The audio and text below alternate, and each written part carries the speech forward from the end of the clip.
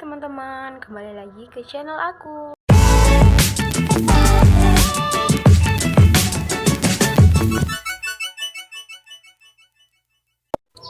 Assalamualaikum warahmatullahi wabarakatuh. Halo semuanya, kembali lagi ke channel aku.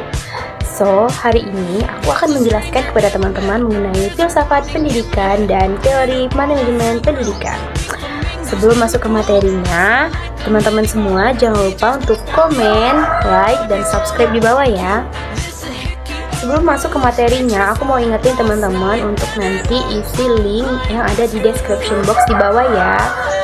Oke, sebelum masuk ke materi, aku mau kenalan dulu nih sama teman-teman.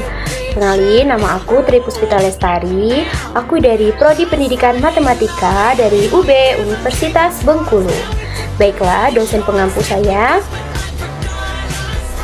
Dan di video kali ini, saya akan menjelaskan kepada teman-teman mengenai filsafat pendidikan dan teori manajemen pendidikan.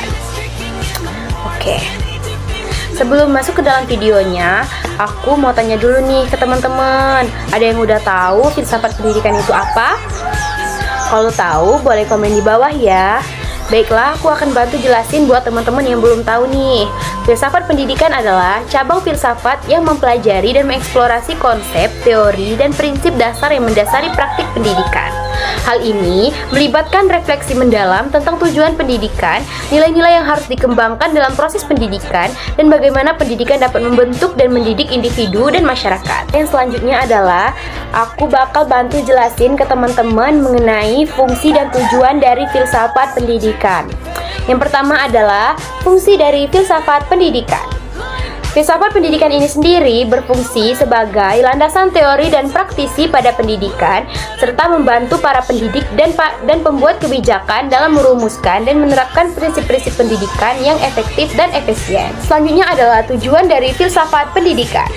Filsafat pendidikan ini sendiri bertujuan sebagai acuan sumber pengetahuan yang penting bagi seorang guru dan calon guru untuk meningkatkan kompetensinya dalam mewujudkan cita-cita yang diharapkan oleh bangsa bagi para murid pada saat ia mengajar. Yang selanjutnya adalah sistematika filsafat pendidikan. Baiklah, yang pertama ada antologi pendidikan.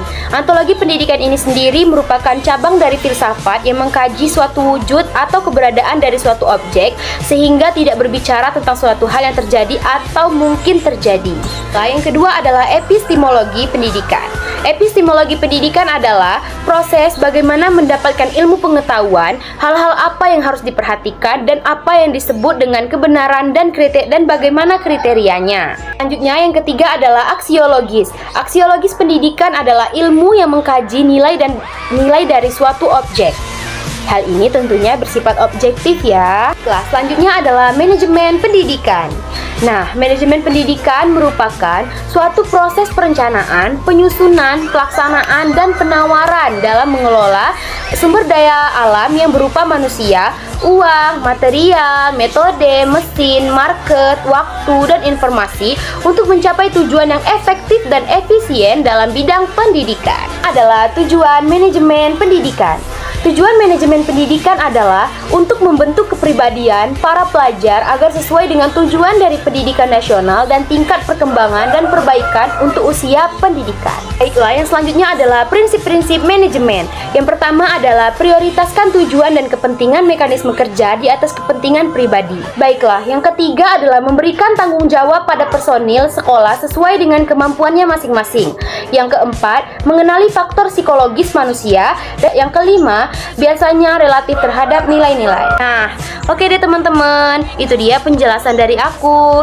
Sebelumnya aku minta maaf ya kalau aku di video kali ini jelasinnya kurang jelas atau kurang dimengerti sama teman-teman semua. Baiklah, setelah teman-teman nonton video ini, aku mau teman-teman semuanya isi Google Form yang ada di bawah ya, agar aku bisa tahu teman-teman paham gak ya materi yang udah aku jelasin. Oke, segitu dulu video dari aku. Bye teman-teman. Jangan lupa buat like, komen, dan subscribe ya.